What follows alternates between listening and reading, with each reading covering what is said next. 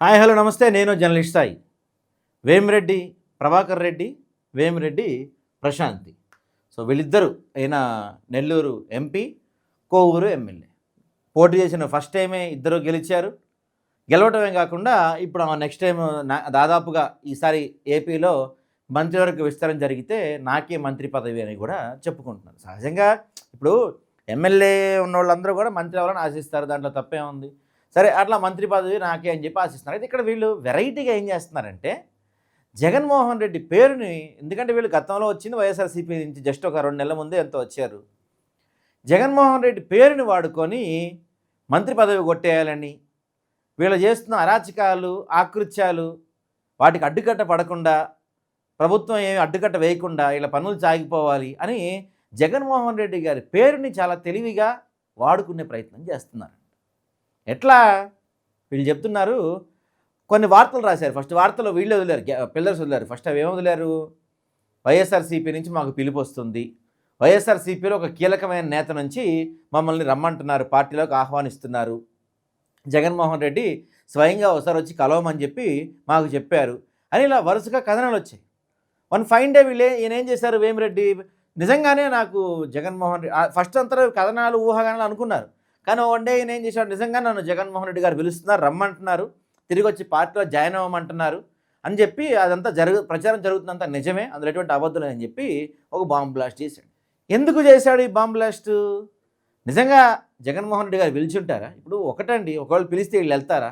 ఇక్కడ మనం 2 విషయాలు ఆలోచించాలి. ఒకటి, ఏదైనా పార్టీలోకి చేరికలు ఇలాంటివి ఉంటే ఎప్పుడు ఉంటుంది? సహజంగా ఎలక్షన్స్కి ఒక 6 నెలల ముందు ఉంటుంది. ఒకవేళ జగన్మోహన్ రెడ్డి గారు వీళ్ళని రమ్మని తలుచుకున్నా ఎలక్షన్స్కి ఇంకో 6 నెలలు ఉన్నప్పుడు రమ్మంటారు. మొన్నే కదా 2 సంవత్సరాలు అవుతుంది, అంతే, ఇంకా 3 సంవత్సరాలు అవుతుంది, ఇంకా 3 సంవత్సరాలు ఉంది ఎన్నికలకి. ఇంకా అంత టైం పెట్టుకొని ఎవరు కూడా రమ్మని అనరు. ఒకవేళ రమ్మని అన్నా కూడా వీళ్ళు బోర్. ఎందుకంటే నెక్స్ట్ మంత్రి పదవి వచ్చే అవకాశం ఉండొచ్చు. ఆయన మంచి ఎంపీ. ఇప్పుడు వైసీపీలోకి వెళ్తే వైసీపీకి 4 ఎంపీలు ఉన్నారు, అక్కడ పెద్ద యూజ్ ఉండదు. ఎమ్మెల్యేలు 11 మంది ఉన్నారు, వెళ్ళినా పెద్దగా యూజ్ ఉండదు. కాబట్టి ఈ టైంలో వైసీపీకి వెళ్ళాలని ఎవరు అనుకోరు. వాళ్ళు కూడా పిలవరు. ఆబ్వియస్లీ జగన్మోహన్ రెడ్డి గారికి ఆ మాత్రం తెలవదా? ఇప్పుడు వీళ్ళని పిలుస్తాం ఉపయోగం ఉందా? TDP government పడిపోద్దా?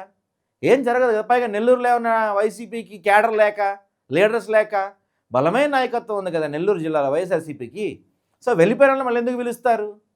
సింపుల్. వీళ్ళు ఏంటంటే అటు లోకేష్ని, చంద్రబాబు నాయుడు గారిని, కూటమి ప్రభుత్వాన్ని బెదిరించే ప్రయత్నం చేస్తున్నారు. ఏ విధంగా?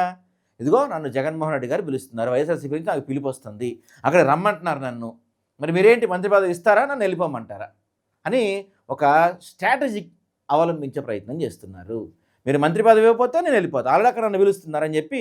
ఎందుకంటే ఎలక్షన్స్ ఇంకా 3 సంవత్సరాలు ఉంది. ఈ టైంలో ఒక ఎంపీ, ఎమ్మెల్యే అధికార పార్టీలో విపక్ష పార్టీకి వెళ్ళారంటే చెడ్డ పేరు వచ్చేస్తుంది. ఇదిగో మరి మీ ఇష్టం, మీరు మంత్రి పదవి ఇస్తే సరే ఉంది, లేకపోతే నా దందాలు, నా సెటిల్మెంట్లు వీటికి అడ్డు రాకుండా ఉండండి, ఇలా ఉంటే మేము పార్టీలో ఉంటాం, లేకపోతే వెళ్ళిపోతామని కూటమి ప్రభుత్వాన్ని బెదిరిస్తున్నారు. సరే బెదిరించారు, అది వాళ్ళ పర్సనల్ మ్యాటర్స్. కాకపోతే దీంట్లో ఏం చేస్తున్నారు వీళ్ళు? ఇక్కడ కూడా జగన్మోహన్ రెడ్డి పేరు వాడుకొని, జగన్మోహన్ రెడ్డి పేరు చెప్పి కూటమి ప్రభుత్వాన్ని బెదిరించే ప్రయత్నం చేస్తున్నారు. మరి కూటమి ప్రభుత్వం అర్థం చేసుకుంటుందా వీళ్ళ బెదిరింపులు? లేదు ఉండండి అని చెప్తుందా అని చెప్పి మంత్రి పదవి ఇస్తాను, మీ దందాలు, మీ సెటిల్మెంట్లు మీరు చేసుకోండి, మీరు ఏం చేసుకున్నా మాకు ఓకే అని చెప్తుందా అని ప్రజలందరూ కూడా డిస్కస్ చేసుకుంటున్నారు.